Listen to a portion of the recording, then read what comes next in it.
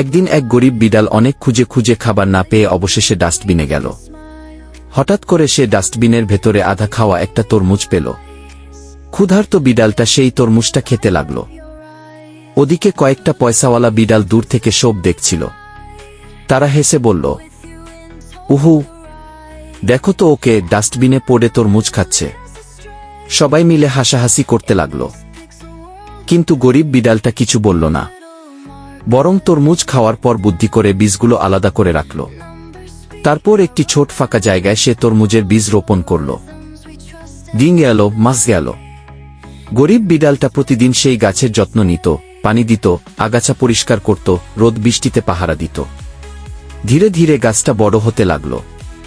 অবশেষে গাছটিতে বড় বড় তরমুজ ধরল। এই দৃশ্য দেখে আগের সেই পয়সাওয়ালা বিড়ালগুলো অবাক হয়ে গেল। তারা ভাবল, ও তো এখন অনেক তরমুজের মালিক। কিভাবে হলো এটা? গরিব বিড়ালটা তখন কিছু তরমুজ বাজারে বিক্রি করতে লাগল। আর কিছু তরমুজ সে গরিব বিড়ালদের মাঝে বিলিয়ে দিল। এক গরিব বিড়াল কৃতজ্ঞ হয়ে জিজ্ঞেস করল, তুমি আমাদের এত সাহায্য করছো কেন?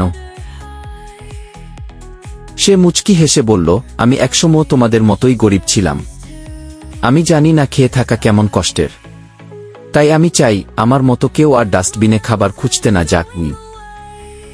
এরকম আরও নতুন নতুন ভিডিও বা কাহিনী গল্প দেখার জন্য আমাদের পাশে থাকুন। ধন্যবাদ।